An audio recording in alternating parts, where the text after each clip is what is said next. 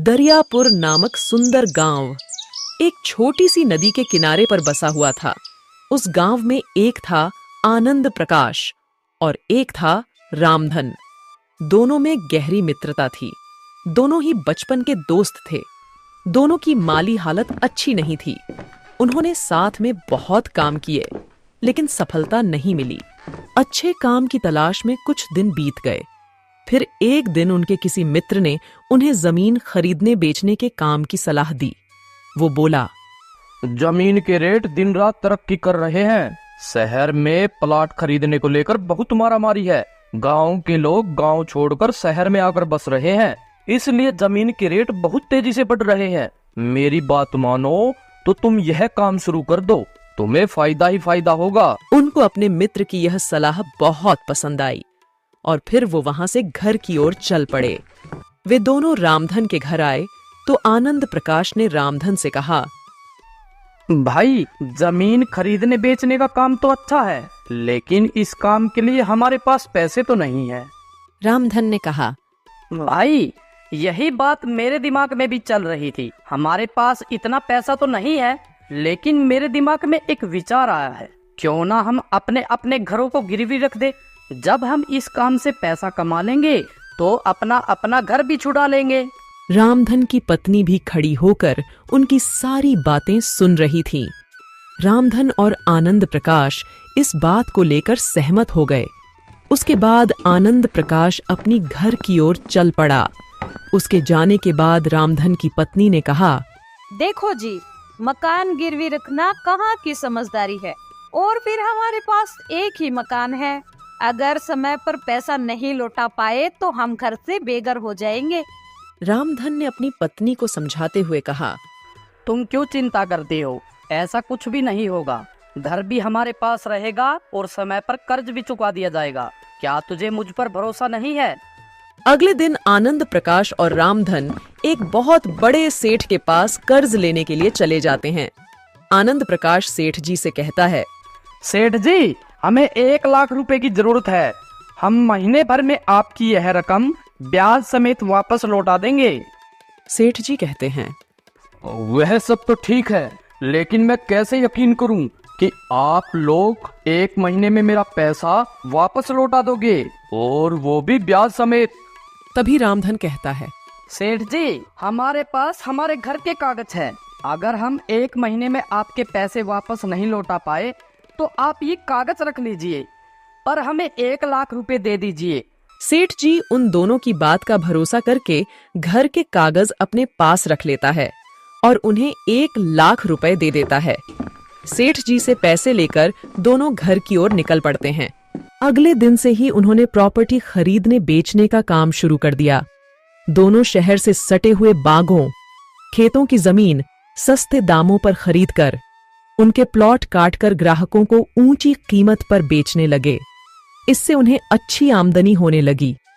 कुछ ही दिनों में उन्होंने सेठ से जो पैसा लिया था वह ब्याज समेत वापस करके घर के कागज वापस ले लिए। रामधन को आनंद प्रकाश पर अटूट विश्वास था।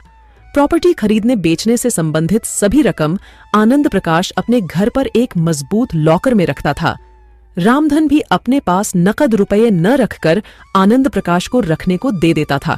जब भी उसको जरूरत होती तो वह आनंद प्रकाश से रुपया ले लेता। एक दिन रामधन की पत्नी ने रामधन को टोका और कहा, सारा पैसा आनंद प्रकाश के पास रखना कहाँ की समझदारी है। अपने पास भी तो कुछ पैसा इकट्ठा करके रखो। अपने पैसों के लिए भी आनंद प्रकाश के पास जाकर हाथ फैलाने पड़ते हैं। ये तो कोई अच्छी बात थोड़ी है।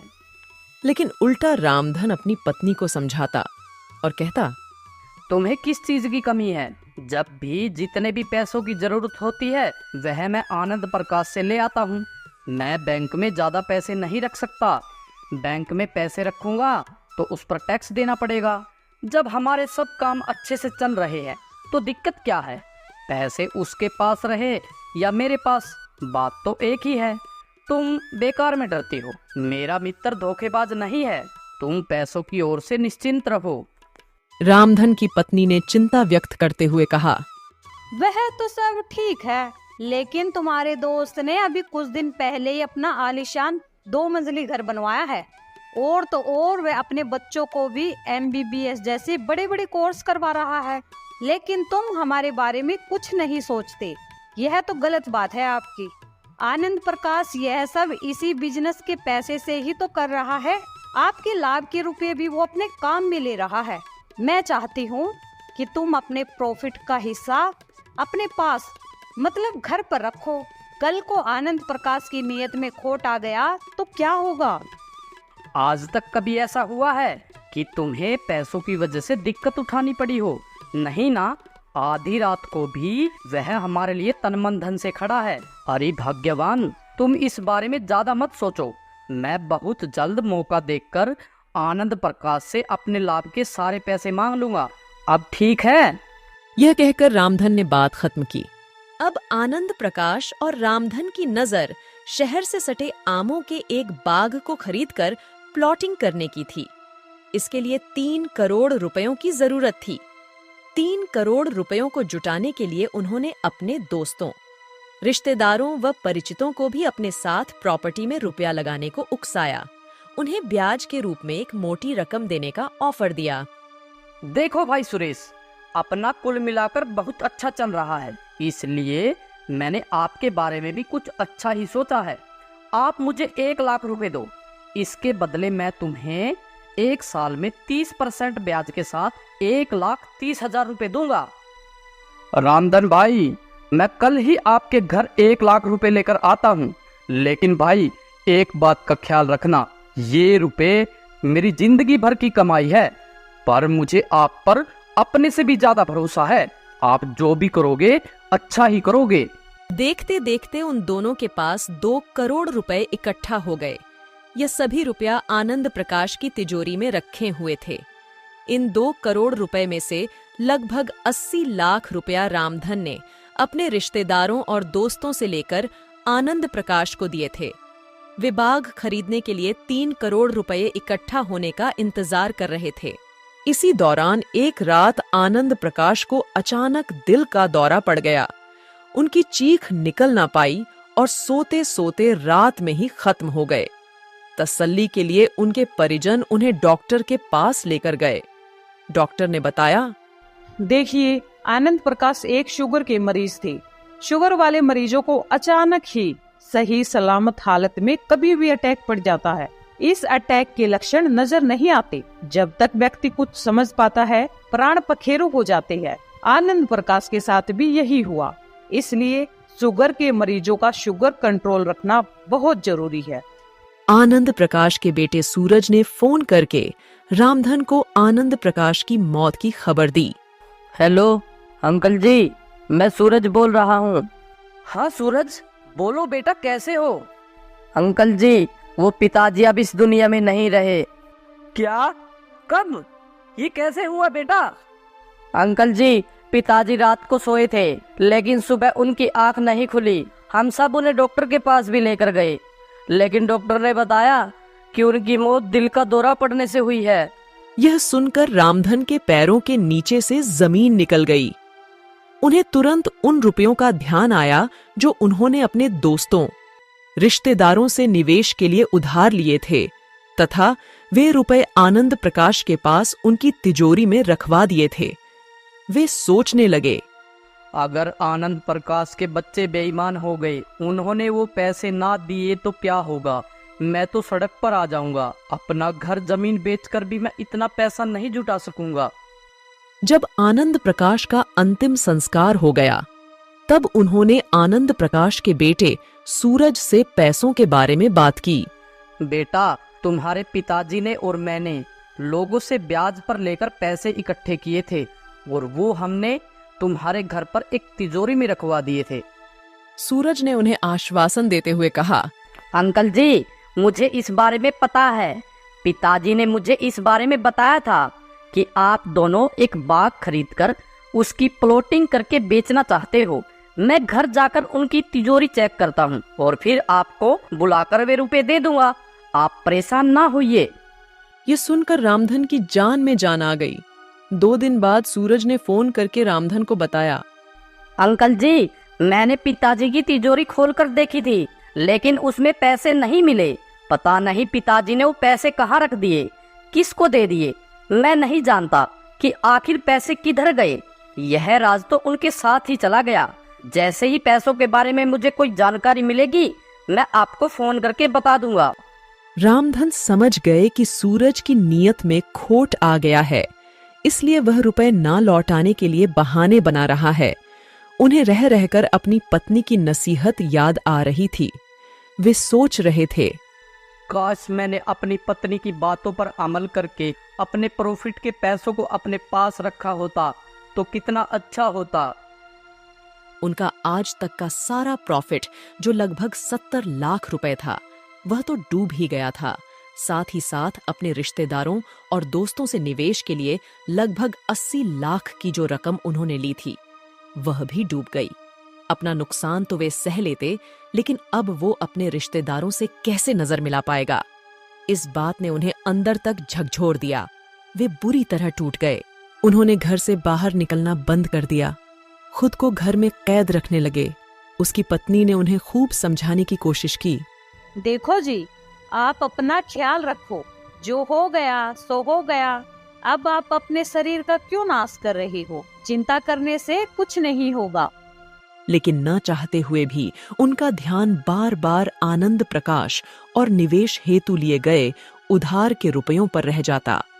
उनका खाना पीना सब बंद हो गया। आनंद प्रकाश की मौत के 2 महीने बाद एक दिन ज्यादा सोचने की वजह से रामधन को भी अटैक पड़ गया और उनकी मौत हो गई। स्कूल की घंटी बजते ही सभी बच्चों की छुट्टी हो जाती है। तभी एक बच्चा स्कूल के बाहर खड़े आइसक्रीम वाले से आइसक्रीम लेकर खाने लगता है। गरीब बच्चा सोनू ललचाई आंखों से आइसक्रीम की तरफ देख रहा था। तभी वह लड़का कहता है, अरे भूखे नंगे, तू मेरी आइसक्रीम को ऐसे घूर घूर कर क्या देख रहा है? चल भाग, भिखारी कहीं का। ऐसे कहते हुए वो लड़का सोनू को धक्का दे देता है। सोनू कुछ भी नहीं कहता और चुपचाप रोते हुए अपने घर चला जाता है। वो अपनी माँ मीना से कहता है, माँ, हम इतने गरीब क्यों हैं? आपको पता है, मेरे सभी दोस्तों के घर में एयर कंडीशनर, फ्रिज और एसी है। एक हम ही फटीचर हैं, क्योंकि हमारे घर में कुछ भी नहीं है, एक फ्रिज तक नहीं। सोनू की बात सुनकर मीना उसे समझाती है, सोनू बेटा, तेरे गरीब बाबू के पास इतने पैसे नहीं है जो कि वह फ्रिज खरीद सके। माँ, जब आपसे आपके बच्चों की फरमाइशें पूरी नहीं होती तो आपने हमें पैदा ही क्यों किया? ऐसी गर्मी और गरीबी से जीने से अच्छा तो हम इस दुनिया में आते ही नहीं। ना हमारे पास अच्छा घर है, इसी टूटी फूटी झोपड़ी में रहना पड़ता है, फटे पुराने कपड़े पहनने पड़ते हैं और सूखा रूखा खाना पड़ता है। सारी जिंदगी हम इसी गरीबी और गर्मी में सड़ते रहेंगे। ऐसा कहते हुए सोनू अंदर चला जाता है। कुछ दिन बीत जाते हैं। एक दिन सोनू की माँ ने सोनू को 2 रुपए देते हुए कहा, बेटा, आज गर्मी बहुत है, हम बर्फ का ठंडा पानी पिएंगे। सोनू ने कहा, माँ, मुझे शर्म आती है 2 रुपए की बर्फ लाने में। दुकानदार हमेशा चिक चिक करता है, कहता है 5 रुपए की बर्फ है, फिर भी मुझे दे देता है, यह कहकर कि अगली बार 5 रुपए ले आना। मोहल्ले के सभी घरों में फ्रिज आ चुके हैं, सब फ्रिज का ठंडा पानी पीते हैं। अपने घर में कब फ्रिज आएगा माँ? तब सोनू की माँ ने कहा, बेटा, तेरे बाबू जितना कमाते हैं सब घर खर्च हो जाता है, हम फ्रिज नहीं खरीद सकते। सोनू 2 रुपए लेकर बर्फ लेने चल पड़ा। इस बार दुकानदार अपनी बात पर अड़ गया। तू फिर आ गया 2 रुपए लेकर? इस बार तुझे बर्फ नहीं मिलेगी, जा कोई दूसरी दुकान ढूंढ ले। पता नहीं कहां से आ जाते हैं भीखमंगे। सोनू ने सारी मार्केट छान मारी, मगर 2 रुपए की बर्फ कहीं नहीं मिली। अंत में उसे खाली हाथ वापस घर लौटना पड़ा। मीना सोनू को खाली हाथ देखकर कहती है, क्या हुआ बेटा, बर्फ नहीं मिली? सोनू कहता है, माँ, मैंने आपसे पहले ही कहा था 2 रुपए की बर्फ कोई नहीं देता। सोनू बेटा, तू चिंता मत कर, मैं तेरी पड़ोस वाली आंटी से पूछ कर आती हूँ, फिर हम सब मिलकर बर्फ का ठंडा पानी पियेंगे। सोनू भी अपनी माँ के पीछे पीछे चला जाता है। अरे कमल बहन, थोड़ी सी बर्फ मिल जाएगी, आज गर्मी बहुत है और बच्चे ठंडा पानी पीने की जिद कर रहे हैं। अरे तेरा तो हर रोज का काम है बर्फ मांगने का। हमारे फ्रीज का बिजली का बिल भी आता है, तुम्हारे घर फ्रीज नहीं है तो हम क्या करें? सोनू अपनी माँ के पीछे खड़े होकर सारी बातें सुन रहा था। अगले दिन सोनू की माँ और बहन घर के बाहर बैठे हुए थे। तभी गली में ऑटो रिक्शा पर लदा एक फ्रिज आता है तो सोनू की बहन कहती है, लो, एक और पड़ोसी का फ्रिज आ गया। अपनी बहन की बात सुनकर सोनू बाहर की तरफ चल पड़ा। मीना ने एक बार टोका भी। बेटा सोनू, इतनी भरी दोपहरी में कहाँ जा रहा है? मगर सोनू ने कोई जवाब नहीं दिया। सोनू एक बड़ी सी फ्रिज की दुकान पर पहुंच गया। वहां बहुत सारे छोटे बड़े फ्रिज रखे हुए थे। उन फ्रिजों को देखकर सोनू का मन बड़ा खुश हो गया। काफी देर तक उन फ्रिजों को देखता रहा। तभी दुकान के मालिक ने अपने नौकर से कहा, अरे रामलाल, जरा देख दुकान के बाहर कौन लड़का खड़ा है, कहीं चोर ना हो। वह नौकर गले में गमछा डाले सोनू की ओर बढ़ा और कहने लगा, अरे ओ छोटू, क्या चाहिए तुझे? इतनी देर से दुकान के अंदर क्यों झांक रहा है? नौकर की बात सुनकर पहले तो सोनू डर गया कि इन्हें क्या जवाब दूं। फिर सोनू बोला, जी हमारे घर फ्रिज नहीं है, मुझे एक नया फ्रिज खरीदना था। सोनू की बात सुनकर नौकर उसे दुकान के अंदर ले गया और दुकानदार से मिलवा दिया। दुकानदार ने सोनू को नीचे से ऊपर तक देखा, फिर बोला, हाँ बोल छोकरे, तुझे क्या चाहिए? हम फ्रिज बेचते हैं।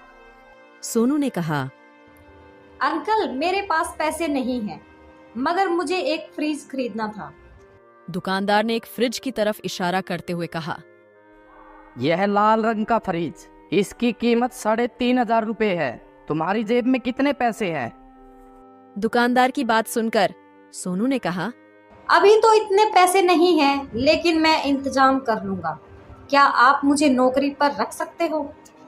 दुकानदार कहने लगा, हम बच्चों को काम पर नहीं रखते, बड़े बड़े फ्रिज रिक्शा में लादने होते हैं। तुमसे फ्रिज तो हिलेगा भी नहीं, घर घर फ्रिज पहुंचाने भी पड़ते हैं।